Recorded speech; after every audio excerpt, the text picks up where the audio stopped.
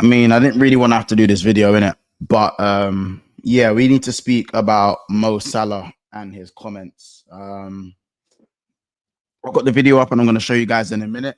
Make sure you guys like the video, subscribe as well. Thank you for getting us to 13.1k. But yeah, man, big up everyone, big up the Big Six Mans community, big up the LFC community. You never walk alone. Mo Salah has obviously come out with his comments, courtesy of the Anfield rap. Big up Gibbo and all the boys over there. I'm just gonna play the video and you lot can say what you want to see. I'm speechless, man. I'm speechless. There's a lot of talk about your future.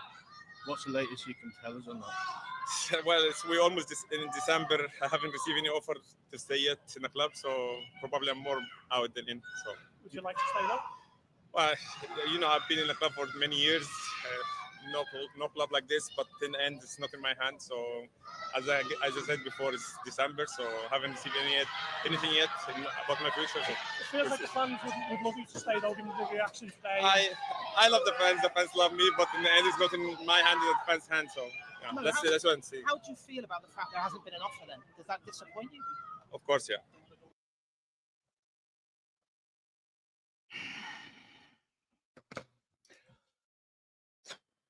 I mean, cool.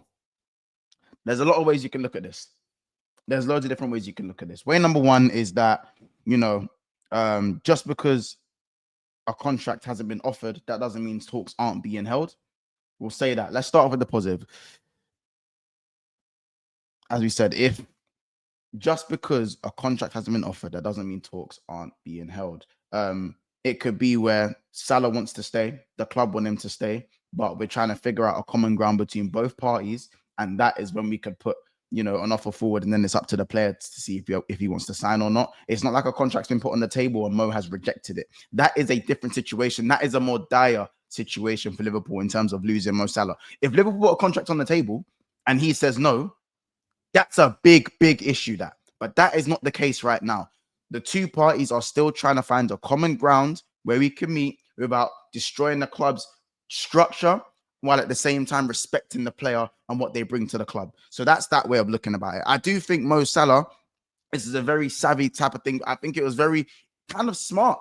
I think he's trying to put a battery in their back paws. You know what I'm saying? I think that is what Mo Salah is doing. I think he has made a very interesting choice in making it public to kind of accelerate what the board and the two parties are trying to do in terms of this contract and keeping them at the club. This man is responsible for about 67% of our GA, I believe, or around not about GA, of goals winning us games or draws. I can't remember the exact stat, but what I do know is that Liverpool will be 13th without Mo Salah's GA this season. We'd be 13th place. That is the difference. That is the impact that this man is having at this club. He has 12 appearances, 10 goals, and 6 assists. This man is playing at an alarming rate, and he isn't slowing down anytime soon. And this contract thing is beginning to get a bit boring now. Time is running out. There's 5.5 weeks left before he can start, you know, openly speaking to other clubs, signing pre-contracts, and all of those things. And then now other parties are involved. Now it becomes more of an issue. The board need to sort this out. I understand it's about finding common ground, but what you can gain from this is way more is way more compared to what you can lose.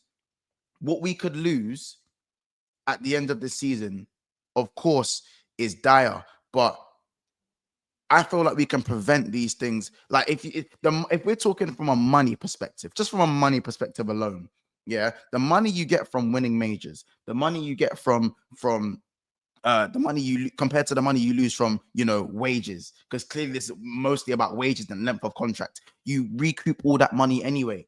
You recoup that money from what we could win and invest it into the team and actually winning honors and etching our name into history more than it already is already.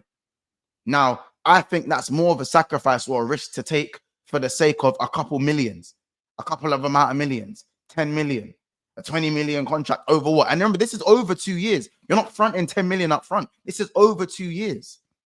These types of figures that we're talking about. You can sell a player and get double, triple that. We didn't make any signings. We signed Chiesa. We signed Mamadashvili.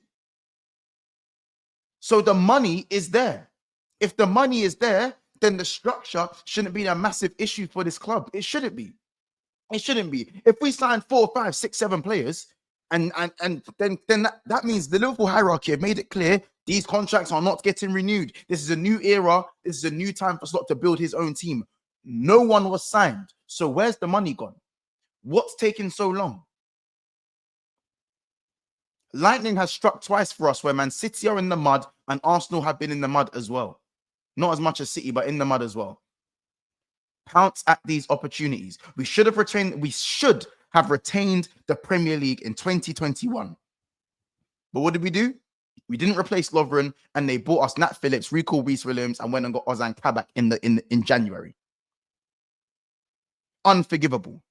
Absolutely unforgivable. Top of the league with Fabinho and Henderson playing centre back. Unforgivable. You would have retained it 100%.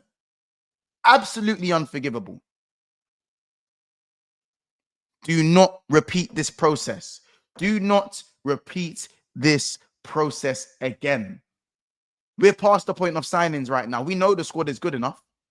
Are there improvements that can be made for the squad? Absolutely. But get these contracts done as a Christmas present at the very least, or there will be fire. Word to Salah, there will be fire. He's come out and said this for a reason. He wants to stay. But you know what the quote was? I'm more out than in. It's more likely that he's going to leave than he's going to stay. A player slightly feels disrespected at this point. And it's very rare that Salah comes and talks. One of the guys at the Ample Rap said that, usually he's come and spoke to them twice in 8 years. And now he's come to speak again. He's the one who came to them to get his word out, to speak about what he wanted to speak about. We need to do better. The hierarchy need to pull their socks up. Look what this man is doing. He is saving us in games when we're not performing well. A massive 3 points gained again over Man City. 8 points clear in the Premier League. The man's stats are staggering. Absolutely staggering. He's 32 years of age. He said he's not slowing down anytime soon. He wants to stay at the club. Find a common ground. You find a common ground and you bend the rules for players like this. He is our only consistent attacker. The only one we have. Without him, where would we be? Genuinely.